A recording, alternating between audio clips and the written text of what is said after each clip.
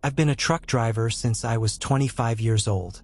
During my career, I've driven a lot at night and, of course, I've experienced some pretty strange things. I used to make deliveries for various companies and often had to cross the state to do so. One time, I was tasked with crossing the state to deliver several pieces of wooden furniture. Most of the journey would be on deserted roads, and due to a delay, I knew that much of the trip would be done in the dark. The roads in the middle of the desert are usually straight and empty at night, which allowed me to drive a bit faster than usual. While driving, I saw the rear lights of a car flashing on the side of the road. I had to hit the brakes hard to stop the truck and parked behind the car, which was off the road, in the desert sand. The car was an older model with its hazard lights on. I got out of the truck to see if anyone needed help. When I approached, I noticed there was no one inside the car. I knocked on the windows, looked inside, and confirmed it was empty. Then, I started observing the dark and cold desert around me, but couldn't see beyond about 15 meters ahead. I was feeling sympathetic that night and really wanted to help. I went back to the truck and grabbed a tactical flashlight from the toolbox under the passenger seat. The flashlight was so powerful that it could blind someone if pointed directly at their face. As soon as I turned it on, the light revealed an abandoned gas station beside the road. I hadn't noticed it before, maybe because the parking lot was covered in sand and blended in with the desert, making it difficult to see the concrete ground. The abandoned building looked like an old convenience store. I thought the owner of the car might be inside. I walked to the front door, which was completely broken, and lit part of the interior with the flashlight. It was indeed a convenience store. I called out to see if anyone was inside and announced that I was there to help. I heard an echo that gave me chills, followed by a noise coming from the other side of the store, like a shoe rubbing against the concrete floor. I shouted again, offering help. Then, I heard a deep, heavy whisper. I didn't understand why anyone would say that, but I heard it clearly. I also heard heavy breathing coming from one of the store's corners. That was enough to make me run out. I got back into the truck, still in shock, and called the police. They asked for my exact location, but I didn't know where I was. I just said I was beside an abandoned gas station in the middle of the desert. They asked me to stay on the phone, trying to describe the location better. Suddenly, the car in front of me started and sped off down the road. I was so disoriented that I didn't even notice when the person got into the car. I ran back to the station to see if there was still someone there while still on the phone with the police. I went to the back of the store, where I had heard the voice and breathing.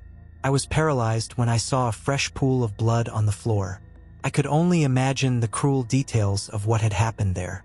I reported to the police that I had likely witnessed a crime. Eventually, several police cars arrived. They asked me if I had any useful information, such as the car's license plate or the suspect's appearance. All I could say was that the car was an old, dark-colored model. I told them I heard a male voice telling me to leave and then heard a woman screaming as I left. There were no bodies, but the police collected some evidence and blood samples. Unfortunately, I couldn't contribute much to the investigation. The following week, I installed a dashcam in my truck. This rare and frightening experience will haunt me for a long time.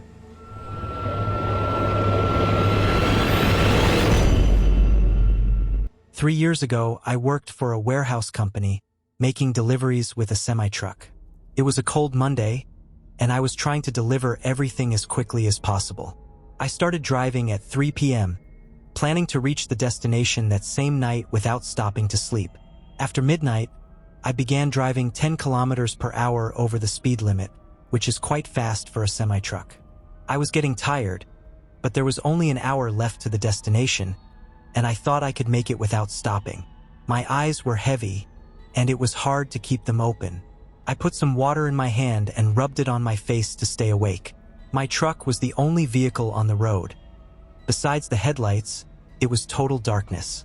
I grabbed my water bottle to take a sip and almost spit it out on the steering wheel when I saw a black figure on the road ahead, approaching quickly. I slammed on the brakes, and as the truck slowed down, I could see the appearance of that person better. It was a man wearing black clothes and a black scarf wrapped around his neck, which was abnormally long. His face was a blur with no visible features. As the truck approached, I almost rolled down the window to ask if he needed help, but he turned and ran into the forest. At that moment, I didn't think much about the situation and continued the journey. Only 20 seconds later, my heart began to race as I realized how strange that situation had been. 5 minutes later, I started to calm down again. Suddenly, I saw something running on the road ahead. At first, it looked like an animal, but as I got closer, I realized it seemed to be a person. This time, I didn't slow down and continued at high speed, starting to get scared and wanting to reach my destination faster. I was getting increasingly tired, and sometimes I would drift into the other lane without noticing. There were about 40 minutes left in the journey, and I didn't know if I could make it. I looked for a place to park and spotted a small dirt pull-off beside the road, probably a rest stop. I parked the truck, pulled the handbrake, reclined the seat, and closed my eyes. I couldn't sleep for even an hour and woke up suddenly in the middle of the darkness. Instinctively, I turned on the headlights. The lights illuminated the area ahead, and I saw something in front of the truck. A man. The same man with the black scarf I had seen on the road. Now I could see his face more clearly. He had a wide smile and wide-open eyes, staring directly at me. With my heart almost pounding out of my chest, I started the engine and sped off the dirt pull-off as quickly as possible. I couldn't understand how he could have walked 20 kilometers to get there. I didn't stop again until I reached my destination. Upon arrival, I fell asleep in the parking lot and woke up early the next morning. The only logical explanation I found was that my tired mind had played tricks on me. But the vividness of the experience still haunts me.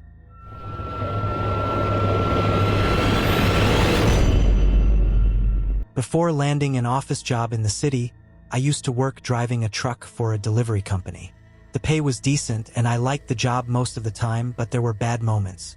It was 2012 and I had been out of college for 2 years. I worked from 11 a.m. to 7 p.m. on a Wednesday. In the dead of winter, it got dark around 5:30 p.m. I lived in a small town that wasn't very safe. The area where I lived wasn't quite a ghetto, but it certainly wasn't a very secure place. I often made deliveries to that area. The housing situation in my town was strange. Some blocks had houses and shacks spaced out, while others were completely uninhabited. This resulted in fewer deliveries since the houses were far apart. The day's deliveries were mapped out so I could always take the most strategic route. After several hours of deliveries that day, covering 3 small towns, I started down a street in one of the spaced-out blocks. It was a street with houses and shacks on one side and a forest on the other. It was already past 6, and my shift was ending. There were a few deliveries left. There was a small isolated house, almost a shack, and the package needed to be signed for by the recipient. I stopped in front of the house, went to the back of the truck, and grabbed the largest and heaviest box of the day. It seemed like there were metal parts clanging inside the box. My job was just to leave it at the doorstep. There was no doorbell, so I knocked on the door. I didn't see any lights on or any cars in the driveway. I knocked again, but no answer.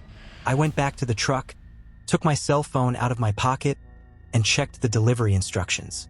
The recipient was required to be present to sign. I went to the door again and knocked harder. The door slowly opened, but not completely. A cold wind blew from outside, making me shiver. In the dark, I saw an older woman opening the door. I couldn't see her face clearly, but she looked suspicious and nervous. I said I was there to deliver a package and asked her to sign. She shook her head and fully opened the door.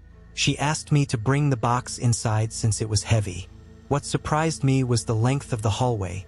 It seemed longer than the house appeared from the outside. There were several doors along the hallway, all closed, and a terrible smell, like something rotting.